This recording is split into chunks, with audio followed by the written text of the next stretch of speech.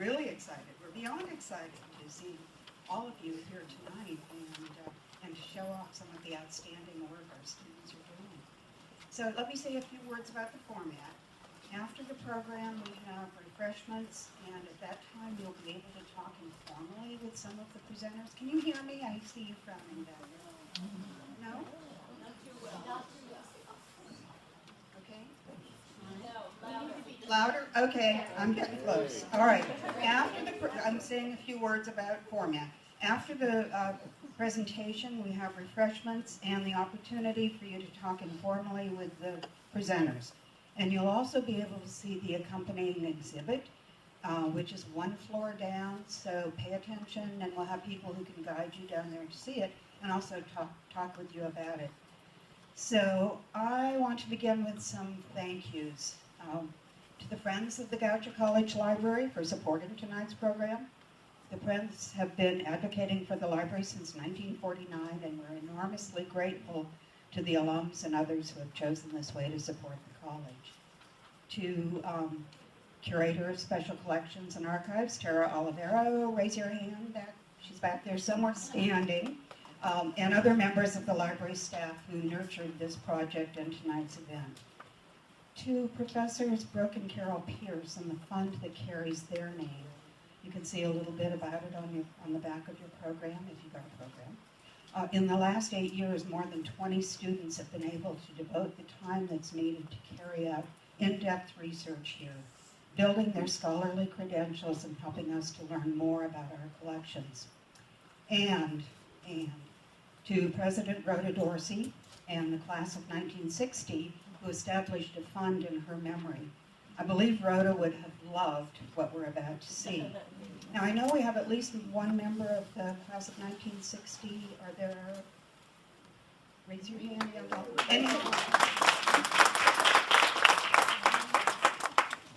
Any other members from the class of 60? Okay. We're so proud to present that first recipient of your award is going to be presenting tonight, Hannah Spiegelman. And let's see, they raised that fund to celebrate their 50th anniversary, their 50th Goucher reunion, and to honor the legendary Rhoda Dorsey, whom some of you folks don't remember, but many of us in this room do. Now, I'm pleased to present Tina Scheller. Tina is a professor in the Goucher History Department and a Goucher alumna, so a double point of pride. She's been an invaluable partner in introducing students to the joys of hands-on historical research and will guide you through the rest of the program. Tina.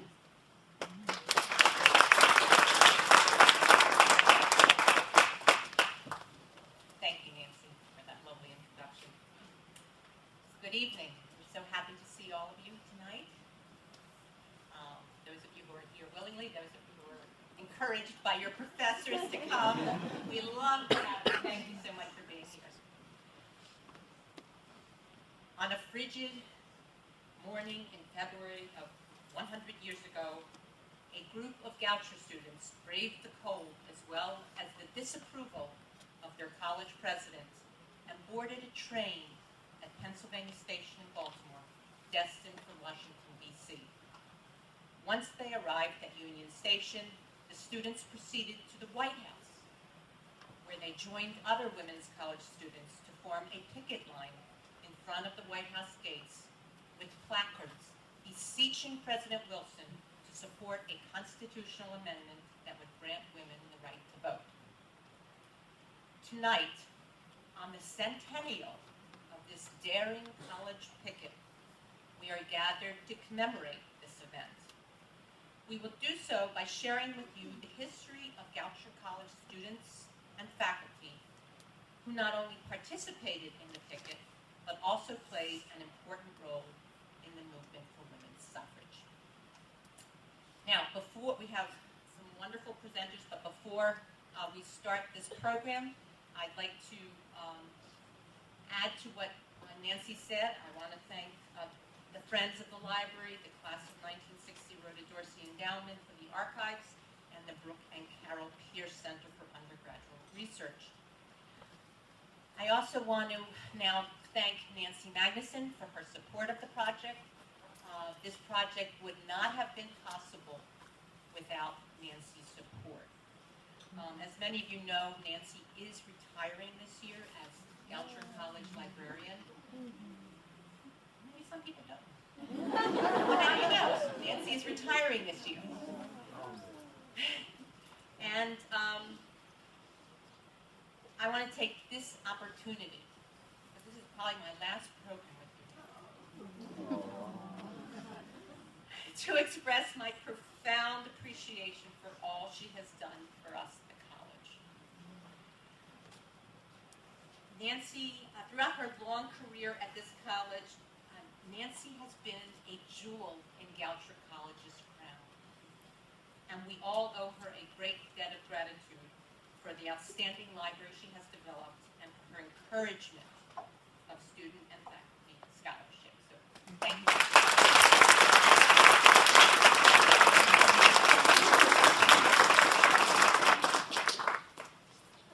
I also want to thank Jacqueline Cass, Nancy's assistant, who helped in so many ways. There she is.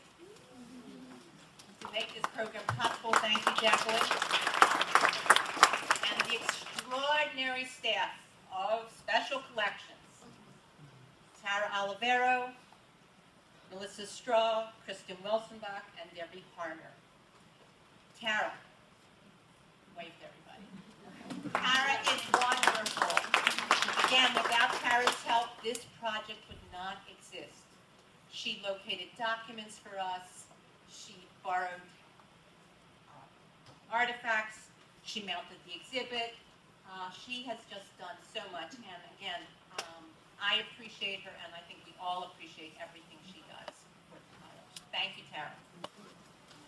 I also want to thank, there's a lot of thank yous here. I also want to thank the Goucher students in my fall 2016 History of Baltimore class. Nick Moore, Emily Rhines, David Hernandez, and Laura Hawes. They did some amazing research on the suffrage movement, and you'll hear about that tonight. And finally, I want to thank the leaders of this project, Hannah Spiegelman and Clara Hartman, two outstanding Goucher graduates, for their excellent, excellent work on this project. Through diligent research in the college archives, as well as a number of other archives, they assembled the story of the 1917 Goucher Day picket of the White House. After Clara left the project during the summer, Hannah assumed responsibility for the research and writing on this on the larger topic of the suffrage movement in Goucher. And the program you will hear tonight and the exhibit that you will see downstairs are in large part the result of Hannah's excellent efforts. So thank you.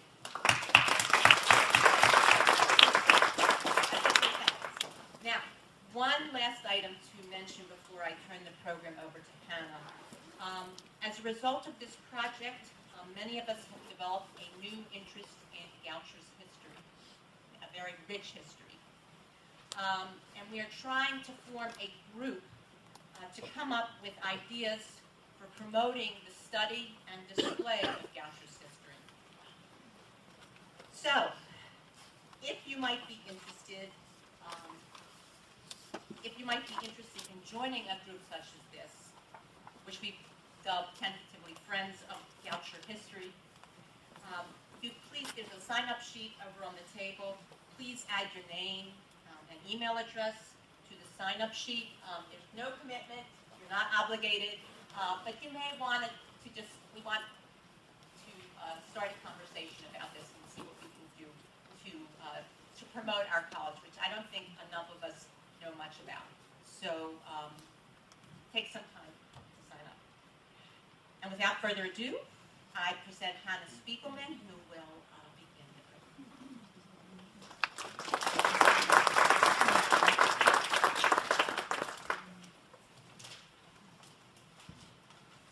Welcome everyone. Good evening. When I started this project 7 months ago, I did not expect it to grow into a presentation and an exhibit. I did not expect to uncover so much forgotten history from Goucher College in Baltimore City.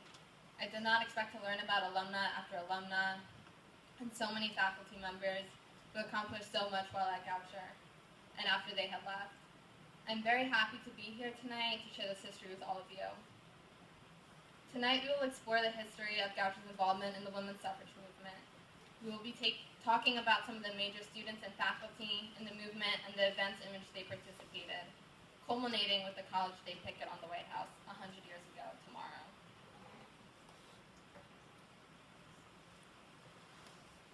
The 1890s saw significant advances in higher education opportunities for women, as well as women's civic activism. In 1885, the United Methodist Church chartered the first women's college in Baltimore. Goucher College opened its doors in 1888, and although the school and city with which it was located were still conservative, Goucher was a pioneer of progressive education.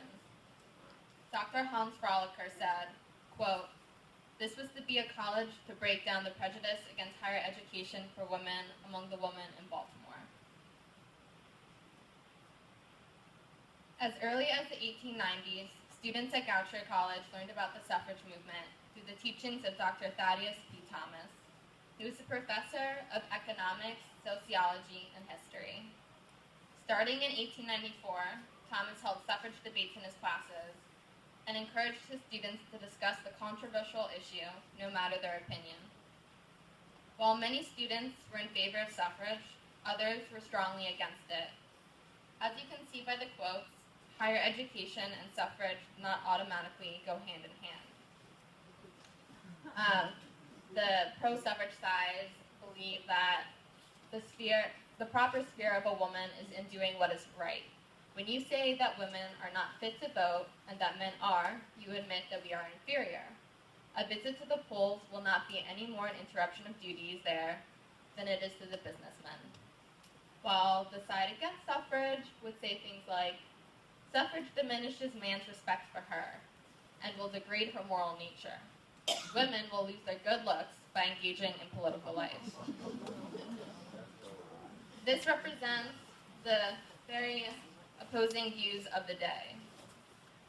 Early suffrage advocates at Goucher included Dr. Thomas and Dr. Lillian Welsh, professor of physiology and hygiene. Welsh was the most important leader of the suffrage movement on campus. Emily Rhines will now discuss her contributions.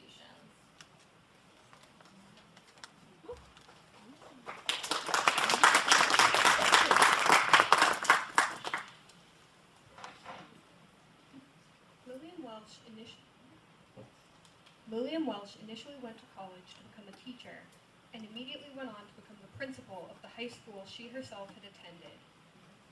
During her tenure there, she once had a student come to her office in distress because he had been assigned to debate against suffrage for his English class, and he told her that through her example, she had so completely convinced him that suffrage was a good idea that he couldn't think of any arguments against it. She always thought that women's suffrage was a good idea, but she became convinced in 1888 when she attended her first suffrage convention while at medical school in Pennsylvania. After graduating medical school in the United States, she went on to pursue graduate education in Zurich because America had no graduate medical schools, and the school in Zurich was the only one that would accept female students. While she was there, she met Dr. Mary Sherwood, and the two became lifelong friends. Shortly after returning to America, they set up a practice in Baltimore together and spent several years working at the Evening Dispensary for Women and Girls, a free clinic in Baltimore that was staffed entirely by female doctors and nurses. It was there that Lillian became convinced that preventative health work and the public health movement was the most important. In 1894, she came to work at Goucher doing medical exams of students and determining what kinds of physical education they would need, and worked her way up to become a full professor, teaching both hygiene and animal physiology courses. Under her guidance, our physical education department went on to inspire other girls' schools and become a model for physical education for women, at a time when many thought that physical education would be greatly unhealthy for them. Her work on the 1906 Suffrage Convention in Baltimore, where Goucher students acted as ushers for college night, brought her into contact with Mary Elizabeth Garrett and other leading suffragists of the day, and it was then that Lillian became a major force for suffrage both in Baltimore and on Goucher's campus.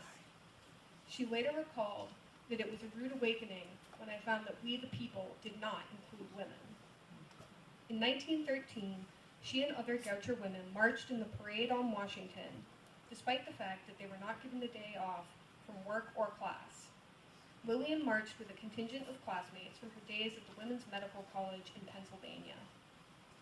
Throughout her career, she was active in both the women's suffrage and public health movements and used her classes at Goucher to advocate for both causes. One of her students later remembered in a tribute to her that in the days of the struggle for women's suffrage, all subjects in her course on hygiene inevitably led to the discussion of votes for women.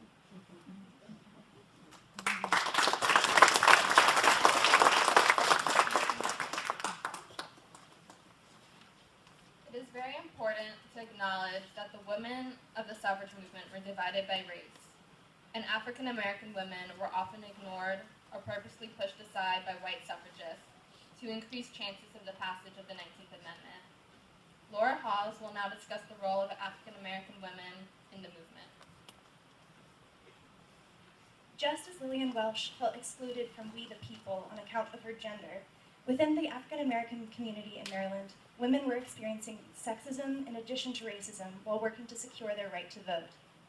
Speaking to a crowd in Baltimore in 1864, Frederick Douglass argued, "If the Negro is called upon to take his share of the toils and dangers of warfare, he should also have the privileges of elective franchise."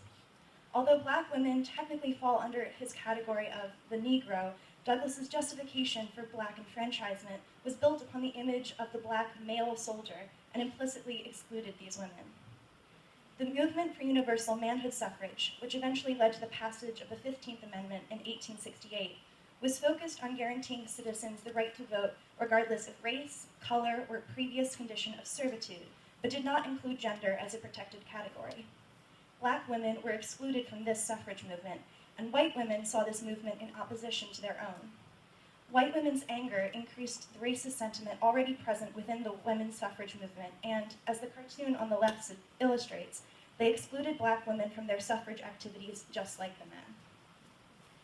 Many women's suffrage groups refused to support the 15th Amendment, and after its successful passage, formed alliances with racist Southerners who they convinced to favor the women's suffrage movement by suggesting that white women's votes could neutralize the impact of votes cast by African Americans. Susan B. Anthony said herself, "I will cut off this right arm of mine before I will ever work or demand the ballot for the Negro and not the woman." Since these other movements proved inherently exclusive, African American women in Baltimore came together and found ways to build their own movement for suffrage that embraced their collective identity as Black women. Their significant activities and contributions were not included in newspapers like the Maryland Suffrage News, but were featured in the Baltimore Afro-American. According to articles from the Afro, these women organized meetings and arranged for speakers to come to their local churches to advocate for universal female suffrage. The Colored Women's Suffrage Club of Maryland held weekly meetings in Baltimore, and the elite Du Bois Circle Club publicly held the opinion that ladies should have the right to vote. Baltimore suffragist Frances Harper, pictured here, also asserted that much as white women need the ballot, colored women need it more. Harper co-founded the National Association of Colored Women's Clubs, which held its national conference in Baltimore in 1916. During the conference, a pro-suffrage resolution was adopted, and the group pledged to fundraise $1 million over the course of a year to help fund suffrage efforts. Much of the history of the African American women's suffrage movement in Maryland is still ongoing and has yet to be uncovered. A possible next step would be to look into the minutes of the Du Bois Circle Club, which is still an active club in Baltimore today. Thankfully, institutions like Goucher ensure that this research is still ongoing and encourage students like myself to bring some of these lesser-known narratives into view.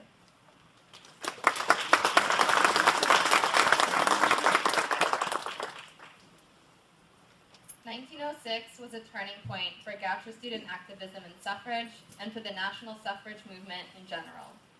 In that year, the National American Women's Suffrage Association held its annual convention in Baltimore. At this convention, national suffrage leaders passed the torch of leadership to a younger generation of activists, college-educated women. Nick Moore will now discuss this momentous event in Baltimore and suffrage history.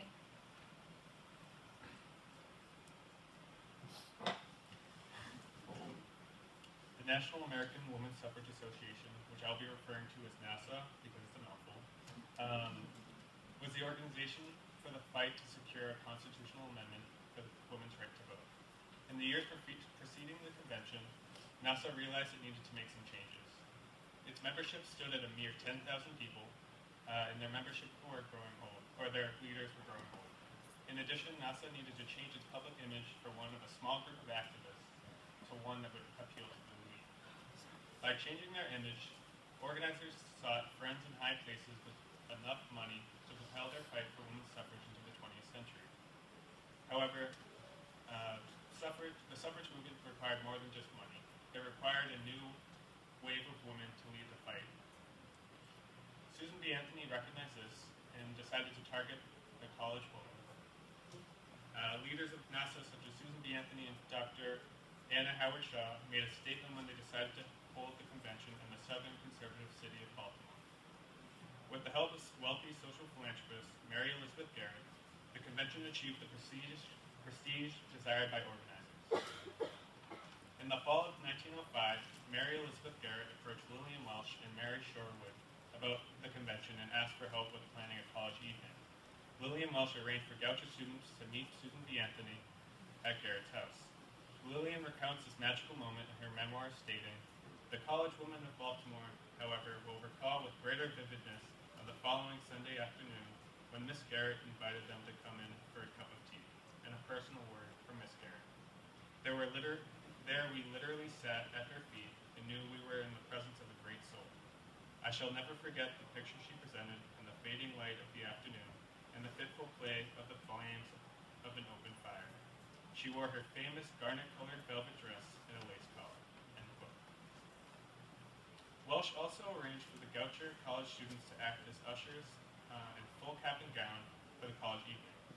When President Goucher found this out, he was pretty upset because he was against suffrage. However, Dean Van Meter persuaded him otherwise, arguing that this night was a very important night for Goucher women, and they should be a part of it. In the days leading up for the convention, suffragists and leaders from state chapters flocked to Baltimore. They presented reports and heard speeches from notable suffrage leaders, some of them including Jane Addams of Hull House, M. Carey Thomas of Bryn Mawr College, and Reverend Dr. Anna Howard Shaw. In the course of the convention, the college evening was really the most important night. College women from across the country lined the rows of the Lyric Theater to hear college leaders speak. At the close of the night, a very sick Susan B. Anthony, who was 85 at the time, climbed to the podium to make a few remarks, saying, "If any proof were needed of the progress of the cause for which I have worked, it is here tonight. The presence on the stage of these college women, and in the audience of all those college girls who will someday be the nation's greatest strength, will tell their own story to the world." End quote. Overall, this convention was the most successful that NASA ever held. They had secured funding for the next 5 years, and they had passed the torch to a new generation of suffragists. And by 1915, membership stood at 1 million, which is a far way from 10,000 nearly 25 years earlier. At the close of the convention, Susan B. Anthony made her last remarks in public, stating, "The fight must not cease. You must see that it does not. Failure is impossible. Thank you."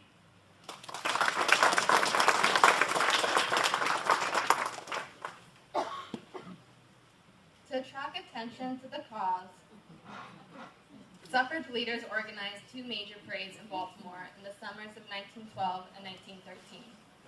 At the end of June 1912, Baltimore held the Democratic Convention. Local suffragists saw it as the perfect opportunity to organize a large and bold suffrage parade. According to Ida Harper, suffrage historian, the parade was the most spectacular feature of convention week. Goucher students and faculty participated in the parade, and a 1910 alumna, Delia Melvin, joined other suffragists dressed as Joan of Arc, a symbol of the movement.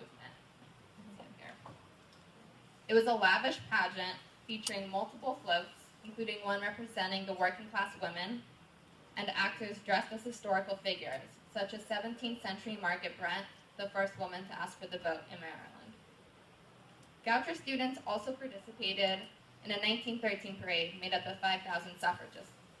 They proudly marched throughout downtown Baltimore, met by anti-suffragists, who planned to throw lemons and eggs at the suffragists before they were stopped by police.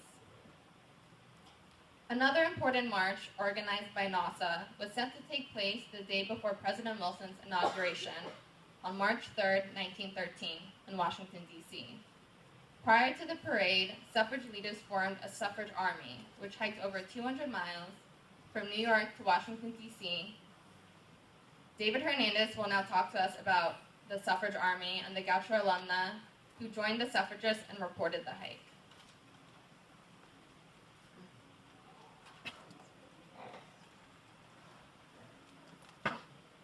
Emily Detch's lifelong devotion to the gender equality struggle was truly remarkable. She was a pioneer in every sense of the word. Sorry. It's a shame that she's been obscured by history for as long as she has, but with that being said, I'm so grateful to have been given the opportunity and honor to shine light on such an amazing woman. Emily graduated from Goucher in 1903, and after her graduation, Emily applied to law school. In 1906, she graduated from the University of Maryland Law School, and on January 29, 1907, became the second woman admitted to the bar by the Maryland Courts of Appeals, second only to Baltimore's Etta Maddox. Emily didn't practice law immediately after graduation due to a lack of opportunity in the field.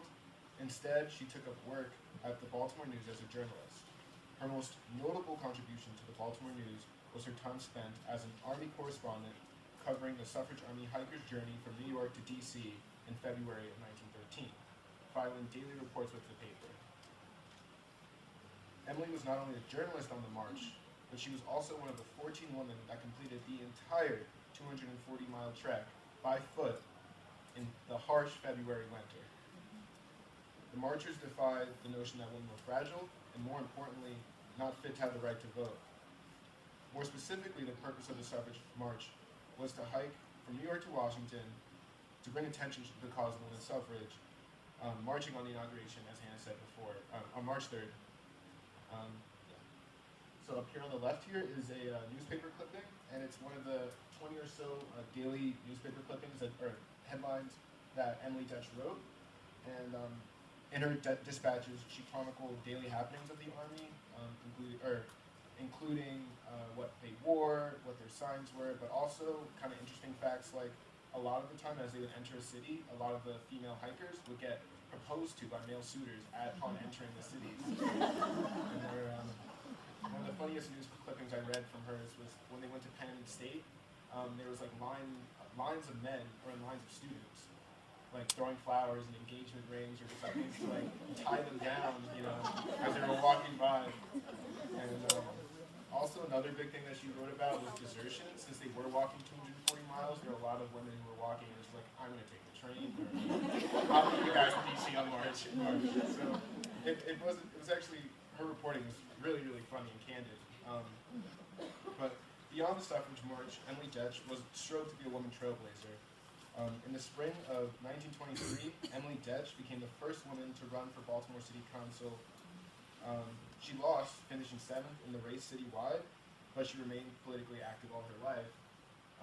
Here up on the left again is a quote from a round-robin letter she wrote to the class of 1926, explaining the need for women's participation in politics. I hope if any of the rest of you have a chance to run for public office, that you won't be scared, but will jump right in. Women are needed in politics, and college women in that respect have bigger responsibilities than others. And whatever the outcome, the experience is worthwhile. In 1928, Emily was appointed to the position of Assistant City Solicitor, making Emily the first woman to hold a major post in the Baltimore City government. And in June of 1969, Emily passed away at the age of 86, but up until her death, she remained active in Baltimore politics and Baltimore civil societies on behalf of women, and she also had a large care for small children too, becoming the president of the Fresh Air Fund. In Baltimore, she left behind a vibrant legacy of women's empowerment and monumental first in the fight for gender equality, and she was a truly remarkable woman.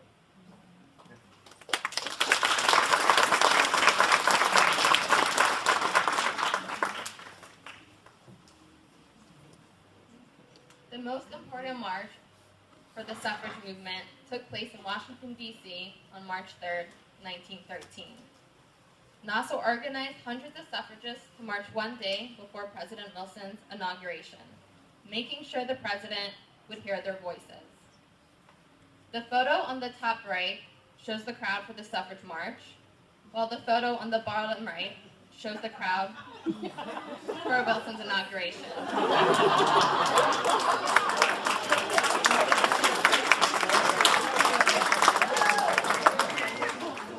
This image may look coincidental to some of us, it sounds like all of us, who noticed similar crowd size comparisons for a recent president's inauguration and the Women's March on Washington. About 100 Goucher women participated in the 1913 march. Lillian Welsh was encouraged by her students to miss her classes in order to attend.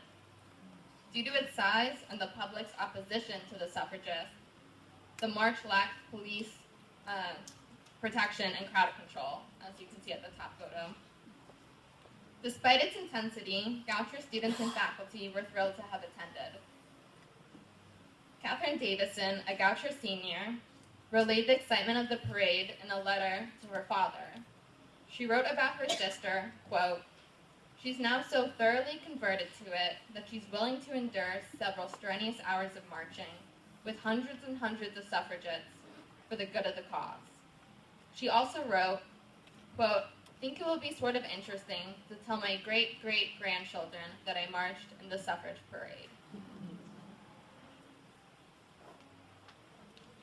Between 1910 and 1916, there were many visitors to Goucher's campus who talked on suffrage, some in favor and some against the question. In 1910, former President Teddy Roosevelt came to campus and advised Goucher students to let men focus on their rights and women focus on their duties. 5 years later, Goucher received the charismatic face of the suffrage movement, Inez Milholland Boisivin. Milholland spoke in front of a crowd of 500 and asked the students, quote, "Is there a woman opposed to women's suffrage here? And if there is, will she say so?" The Baltimore Sun reported that, quote, "Not one feeble sound resembling a dissent broke the silence." Of course, there were still anti-suffragists at Goucher, but by 1915, the majority of Goucher students were in favor of suffrage. In 1916, Goucher's first suffrage club was created. Evangeline Barsky, a senior, and Ida Glatt, an activist junior, formed a chapter of the College Equal Suffrage League, with the help of other students and Lillian Welsh. At the same time Goucher was increasing its activism, the national suffrage movement was shifting gears. The Congressional Union for Women's Suffrage, a subgroup of NASA, wanted greater focus on the passage of a suffrage amendment. NASA still believed in quieter tactics, so the Union, which became the National Women's Party in 1917, broke away from NASA. After the dramatic death of Inez Milholland in 1916, with her plea, quote, "Mr. President, how long must women wait for liberty?" the National Women's Party was inspired to take a more militant approach. In January 1917, the National Women's Party became the first group to ever picket the White House. They began a picketing campaign that lasted every day until the summer of 1919, when the 19th Amendment was passed. Many picketers were arrested, sent to a work camp, and force-fed. While no Goucher students were arrested, a large group of Goucher suffragists participated in the most militant phase of the national movement. Clara Hartman will talk about Goucher's contribution to the pickets and some of the alumnae involved. So we've already been briefly introduced to her, but this is Ida Glatt, and she is kind of central to the story of 1917 at Goucher and involvement in suffrage. She was an immigrant, a Jewish-Lithuanian immigrant who was raised her whole life in Baltimore and kind of differed from a lot of her fellow students in that she was a few years older because she'd had to work before she got to Western on scholarship. Before she came to Goucher, she was already really invested in social causes in Baltimore. She was a member of the Just Government League. She had been part of the first Prairie Schooner, which was a suffrage activity where they basically got a covered wagon, got in it, and then drove 350 miles around stumping for suffrage. She was a big advocate for socialism on campus and got a class, an economics class on socialism. And she was also part of things like anti-conscription efforts, which almost prevented her from being able to graduate from this institution. So with Lillian Welsh and Evangeline Barsky, she founds the Equal Suffrage League. And in 1917, when the National Women's Party, which was formerly the Congressional Union, starts picketing the White House, Ida Glatt is on board. Like, she is so ready, and she writes directly to Alice Paul saying, "We will be there. I volunteer myself and Goucher bodies to fill the pickets." The letter gets to the National Women's Party before they can even finish writing and sending their letter inviting Goucher to the pickets. And they eventually decide that they're going to invite her to the College Day picket, which is a special picket. And the special pickets were part of National Women's Party strategy to, on Saturdays, have women other than the normal picketers come and join. So they had state days like the Maryland Day, Virginia Day, Pennsylvania Day.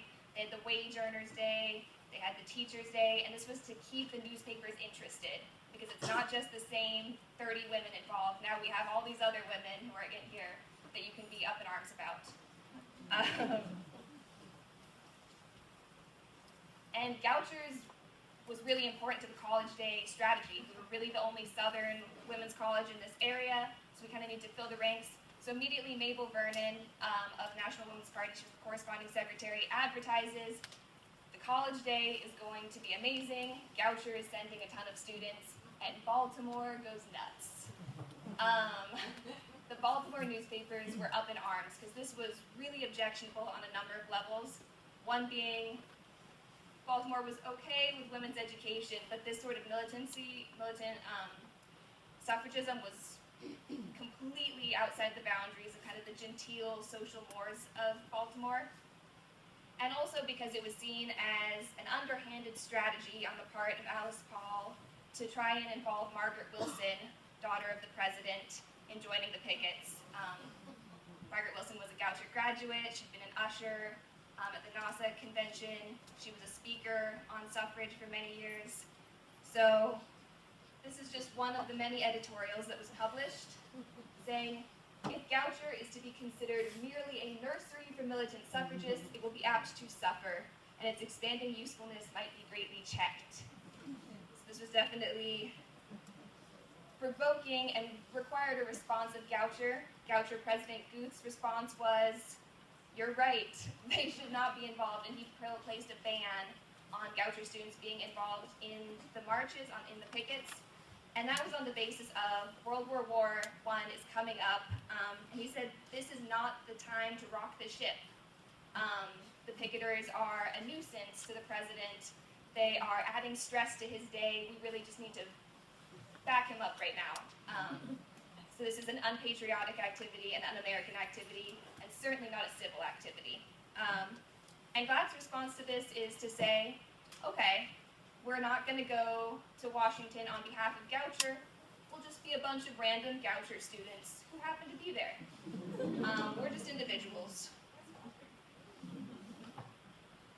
So on February 3rd, 1917, they go to Washington. They make up the vast majority of the picketers. There's between 20 and 30 differing reports. Goucher students there. The next largest party is Bryn Mawr, and they have like 12. So Goucher is there, they're a big part of it. Christina Flint, who's one of the students that goes there, describes it as a cold, windy day, there's snow on the ground, but also a really exciting day and one of the most memorable days in her life. And you can kind of see that it was an exciting day for her. She's second from the left. She has a big smile on her face, posing for this photo that appeared in the Baltimore Sun, which was a huge problem for Guth. He just made this very public ban on Goucher students going to the picket, and then there they are on the front page, being named as 5 brave Goucher suffragists. So on February 6th, he calls together an assembly of all the Goucher girls, and he rails into them, saying they're an embarrassment to the institution, among other things. It's this large rebuke. All the newspapers report on it, and they report that, for the most part, there's huge applause on behalf of the Goucher students when he's rebuking the other girls. So I think that brings up like an interesting point about the National Women's Party strategy, that Guth was the first Goucher president ever to speak in support of suffrage while in office. Goucher at this point is very in favor of suffrage, but the National Women's Party and this militant activism was deeply, deeply, deeply unpopular, and that's kind of on purpose. Alice Paul's strategy was based on the idea of, we need to become such a huge nuisance, we need to make sure that we are commanding media attention relentlessly, that you have to address the problem. And so that's what this picket was about making sure that they never left the newspaper, that they never ceased being an embarrassment to President Wilson or to Congress, who have these women fainting and freezing to death and stuff on their front, right, at their entrance. And that's ultimately why it was so successful in forcing the matter of the 19th Amendment.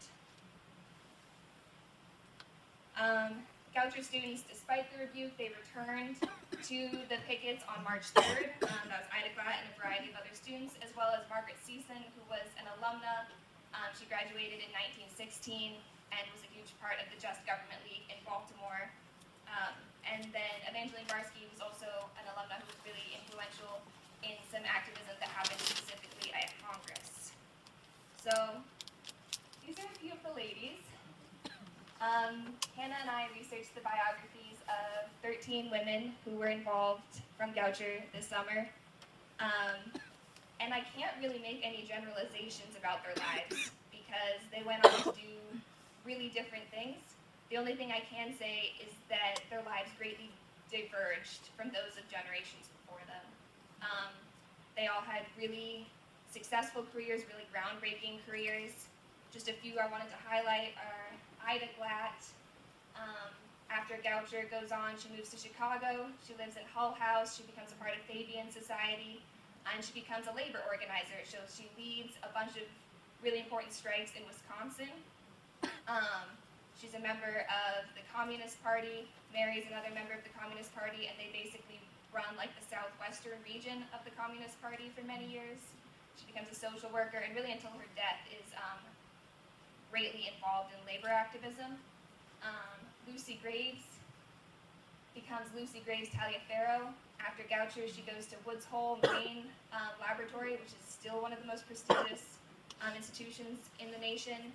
She eventually works and gets her doctorate from Johns Hopkins in parasitology, and her husband are the foundational scientists when it comes to quinine and other antimalarials. So she's a huge icon in the scientific world. Hilda Bergner is an actress for a while. She runs the first car rental business for a long time. And then her and her husband, their real political legacy is they are really big name Democrats and helped create International House after World War I, which eventually became the World Trade Center. So not a small accomplishment. And Christina Flint she goes on to be a social services administrator. When she retires, she's the state director of public assistance and Services of Arizona. And then after she retires is when her biggest legacy comes into play. She becomes one of the first major advocates for rights and dignified care for the elderly. And co-chairs the first summit of the Arizona Council for Senior Citizens, and spent a lot of her last years in DC working in Congress to improve those conditions. So they all remain politically active throughout their lives, and one thing that we learned doing this research was just what a trailblazing legacy Goucher alum have. Thanks.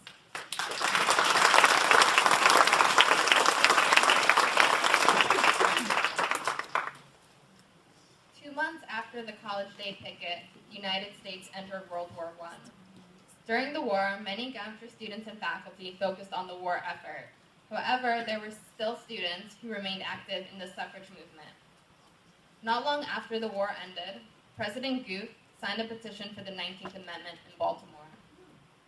On June 4th, 1919, the 19th Amendment was passed by Congress, and on August 18th, 1920, the amendment was ratified.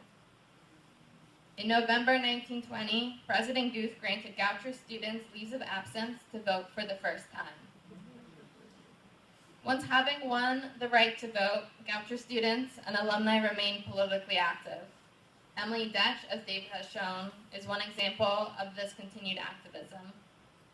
There are many, many more examples, but that is another chapter in Goucher's history, one that is still waiting to be written. I hope this project is just the start of Goucher's increased commitment to investigating its extraordinary history. It has become clear to everyone who worked on this project that there is so much untapped history that not only shaped Goucher, but also shaped Baltimore City and social movements. There are alumnae and alumni, as well as faculty, who have gone on to accomplish incredible feats. I hope we can continue to learn, share, and celebrate the impressive history Goucher has been a part of.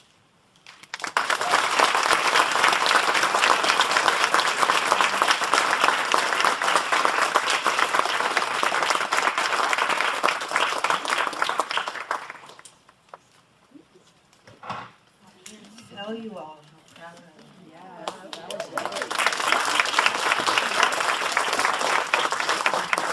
So we have a few minutes for questions. Any questions? Do we have any questions from the audience? You will have a chance later to talk with the students. Elaine Weiss. I was fascinated that President Goucher comes around and actually supports the 19th Amendment. Do you know if he had any tried to get the Maryland State Legislature to ratify it? Because they did not ratify it. Right. Yeah, Maryland did not ratify it until 1941, and I don't think it went into effect until the 58, yeah. So, I think Clara mentioned that Goucher was originally a supporter of suffrage. He was the first women's college president to ever come out in favor of suffrage in 1914 when he was inaugurated to Goucher. But because of the militant suffrage activity really closed down, and I don't know what he did after. I don't think he was a big activist. To answer that question, he did write a letter to the state legislature.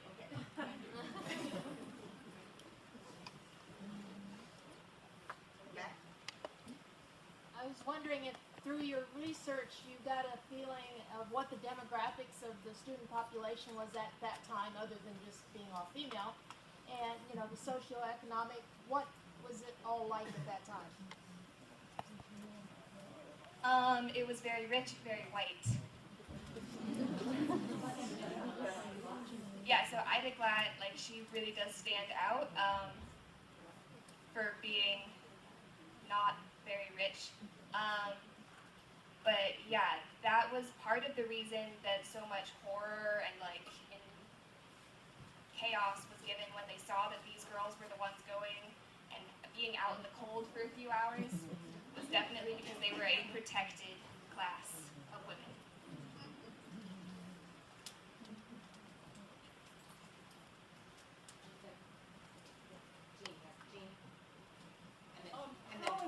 do you think that the activism of 1917 was in terms of getting the 19th Amendment ratified? I think it was extremely important.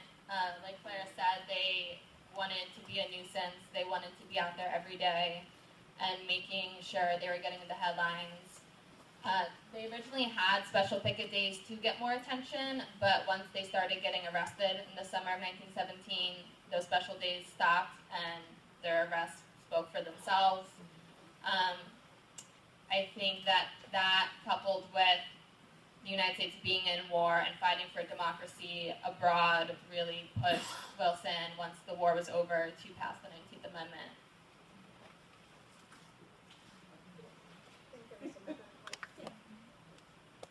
Yes. Hi, I'm Diana Bailey. I'm the executive director of the Maryland Women's Heritage Center, and I can't tell you how thrilled I am by what we heard here tonight. And we've been talking a bit about next steps. So a couple things that came to mind was there's like 5 women that are not yet in the Maryland Women's Hall of Fame. So Goucher needs to start writing and getting more of those women in there. Edith Hooker is in there already, but I just can't tell you how much this has taken Maryland Women's history forward. So thank you so much, and we're looking forward to whatever we do next. I just wanted to tell you that because of Hannah, Lillian Welsh and Mary Elizabeth Garrett were just elected to the Maryland Women's Hall of Fame.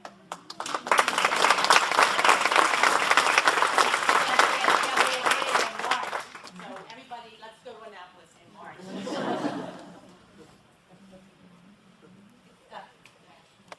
Do you know anything about the socioeconomic status of the professor who encouraged the activism? I'm sorry, Professor which? Who is it? Lillian Welsh. Very middle class. She's not wealthy at all. No, she's middle, I would say middle class. Yeah, I'd say she's definitely not particularly wealthy. Her father died when she was very young, so it was just her mother supporting the family when she was growing up. And as a female doctor on her own, she never married. She was not making a lot of money, especially because she did not have a lot of clients. Because as she wrote in her memoirs, most people thought that you could not be both a lady and a doctor. And people would stop and ask her, which one are you? Yes. Hi, did you come across any examples of differences of opinion among the faculty about those who may have been working against World War II in the U.S. in World War II, faculty members who were for and against the U.S. in the war, and the women who were for suffragists, that sort of thing? You mean World War I? Yes. Yeah. So against the war, or Well, among the faculty, as Lillian Welsh was attempting to get support from the faculty, there were also people who were opposed to the U.S. involvement in the war. I know that there were some faculty members who were taking a right, different position. there definitely was a split at Goucher. I don't know specifics about the other faculty members, but I do know a lot of the students who were the ones to participate in that picket, they were against the war, just like the National Women's Party was against the war, while NASA, which was still the National Suffrage Association, supported both. They wanted the country to think that there was room for the war and that fight for democracy, and also room for women's suffrage. But I don't know about Goucher's faculty specifically.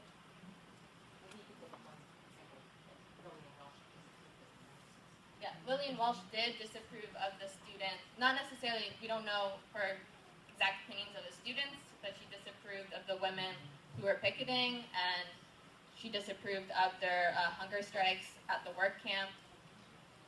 Yeah, she actually visited the work camp, which was in Occoquan, Virginia, and she had worked in an insane asylum, so all this force feeding and hunger strike business was kind of nothing big to her, and she just thought it was silly and didn't really propel the cause of suffrage. Yeah. How long was President Booth in office? immigrated in 1914, and then he was here until 1929.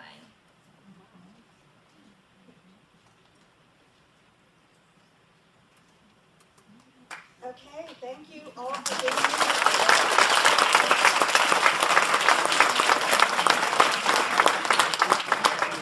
Thank you to our amazing students. And please, okay, remember the exhibit is one floor down, and I'm not sure how it's going to work in this scramble, but find somebody to take you down. And the food is right outside, so please stick around, talk to each other, talk to the presenters. Thank you, thank you, thank you.